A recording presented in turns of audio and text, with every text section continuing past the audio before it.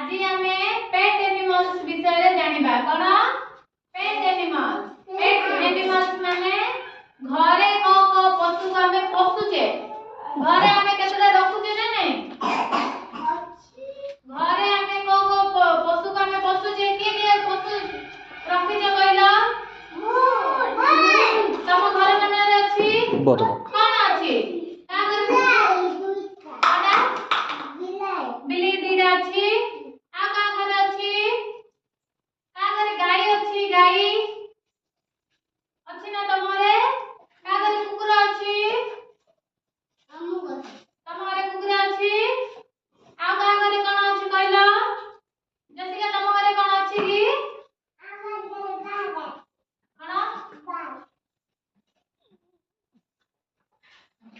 ତାପରେ ଆଜି ଆମେ ସେ ବିଷୟରେ ଜାଣିବା ହେଲା। ଦେଖ ଏଇଟା କଣ କହିଲ? ଏଇଟା କଣ? ଏଇଟା କାଉ। କାଉ ଗାଈ। ଗାଈ ଆମର ଗୃହପାଳିତ ପଶୁ। ଆମେ ଘରେ ଗାଈକୁ ପୋଷୁଛେ ନା ନାଇଁ? ଗାଈ ଆମକୁ କଣ ଦଉଛି? କ୍ଷୀର ଦଉଛି। କ୍ଷୀର ପିଇଲେ କଣ ହବ? ବଳ ଆସୁଛି ନା ନାଇଁ? ଗାଈକୁ ଆମେ କଣ ଖାଇବାକୁ ଦଉଛୁ? ସମାନେ ବସେ ଘାସ। ଆଉ କଣ ଦଉଛୁ? ପାଳ, ଘାସ, କୁଣ୍ଡା ଦଉଛି ନା ନାଇଁ?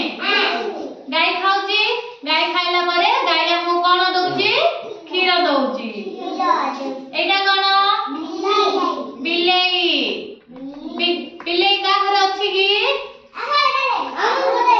ଅଛି। ବିଲେଇ କଣ ଖାଉଛି? ତମ ଘରେ ବିଲେଇକୁ କଣ ଖାଇବାକୁ ଦଉଛ? ଭାତ। ଆଉ ଭାତ, କ୍ଷୀର ଦଉଛ ନା? ଭାତ, କ୍ଷୀର ସବୁ ଖାଉଛି। ଏଇଟା କଣ?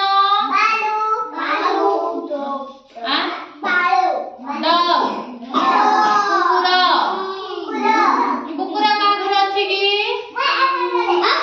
ତମ ଘରେ ଅଛି। କୁକୁରକୁ କଣ ଖାଇବାକୁ ଦଉଛ? ଭାତ। ଆଉ ଚିକେନ ଦଉଛ? ଆଉ କଣ ଖାଉଛି? ଆଉ କଣ ଖାଉଛି? କୁକୁର ଆଉ କଣ ଖାଉଛି? ଭାତ, ତରକାରୀ, କଣ ମାଂସ ଖାଉଛି।